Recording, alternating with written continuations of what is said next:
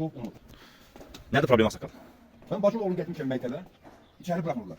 Niyə? Mektep bak bir mektep karşılıyor hepsi. 20 dakika buradayım. 20 dakika burada mektep yokluğu çıkıp gelmiş için. Böyle bunu içeri ne göre boşamırlar. Sebep nedir? Sebebin düşüncesini geçin. Günahımız nedir? Biz günah eləmiş. Ne günah eləmiş? Sizi çağır buraxmayan şəxs kimdir? Bizi içeri bırakmayan şəxs Polat yerine bakalım. Yox, məktəbin qapısında sizi çağır buraxmayan kimdir? O, Nicat Ağaverdi oğlu. Ha, bu Nöbətçi. tapşırıq deyib verilirsə sizə. Buna tavşırlık verilir ki, Ahmet ol. Ben sebep içeri bırakmayayım. Nədir ki, səbəb nə göstərir? Atası, anası. Yox, səbəb nə göstərir uşağı çağır buraxmamağa? İndi səbəb olmalıdır. İndi burada hər kəsi valideynlə çağır buraxırlar, bu maraqlıdır. İndi burada Valideynle bırakın içeri. Müəllimlə ağlandı o söhbət. Müəllim haqqı küçük deyib, mən də cavab vermədim. Mənim kulağım kütüme yerimez böyle. Onu da səsin yazdım da. Təhsili edaq gəlib, olduğu institutdan. Ama kim mənim o təhsil elə alır? İndi siz niyə bura bir rəhbər şəxs çağırmırsınız ki, bu bıçaq valideynlə uşağı qarşılayaq? Çağırır çünki. Yox, Nicat çağırmalıdır. Burada polis merkezinde göre şahs sergi bırakmırlar. Git gelsin, onu sen gözlüyor.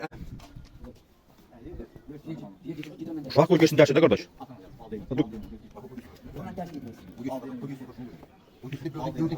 Bu cesin deme. Atan ana. Müəllimdən üzr istəməlisən, şagirdlərin üzr istəməlisən. Hayır, Allah sənin valideynini gəlməlidir bura. Biz valideynini götür ki. Madem sən məhv edirəm, mən də onu cavab verəcəm. Get valideynini götür. Sizə keçsə də uşaq bu dərsdən, uşaq dərsi yandırsınız axı. Bu akısa öyle akısa oldu. Nə səbəb? Səndən xahiş edirəm. Neçə? Sənin direktor qasına Sen xahiş edirəm. Bu baskı eləmirsiniz. Qardaş, uşaq dərsə getsin, kim basın eləyir? Xahiş edirəm. Uşağı təhsildən yayındırmayın, içəri. Get. Dərsinə. Gəl dedim. Gəl dedim. Mən belə. Qardaş, uşağı burax içəridə. Get valideynini götür. Xahiş edirəm. Yüzücü vermə məcburiyyətini qoyma mənə. O nə məcburiyyətidir? Yüzücü vermə məcburiyyətini qoyma mənə. Tələb oldu. Ben istemem. Hə, uşaq çıxarıb qoymadılar. Qardaş, xahiş edirəm uşağı dərsdən yayındırmayın, o uşaq dərsə təmin olunsun. Dərsinə. Səndən bir böyük kim xahiş edirəm ki? Bu yaxşı, siz yox, sən gəl görsən burada uşaq bu dərsinə getsin. Bu yesin Uşaq bu dərs. Hə. Baxın. Ağdam rayon 1-ci Yüzbaşı kəndində bax vəziyyət budur. Baxın bax. Ay şagird içəri buraxmadılar. Burası şagirdi çöldə qoydular. Mən buradan təhsil nazirimizə səslənirəm. Deyirəm ki, bu öz başına son qoysun. Məni məktəbə buraxmırlar. Mənə təzyiq göstərir müraciəti buran. Mənə təzyiq göstərir. Sinifə qoymur. Niyə buraxmır? Səbəb nədir ki?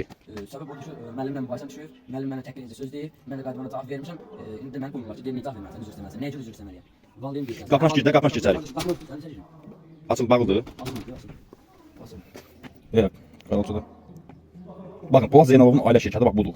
Polad Zeynalovun öz başına ağları bax budur. Şagirdi dərsə buraxmır.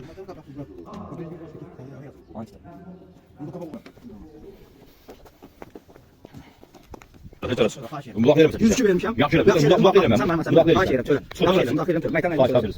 Sabir ol. Sabir ol, sabir ol. Fərq məcbur qoyma. Sabir ol. Xahiş edirəm.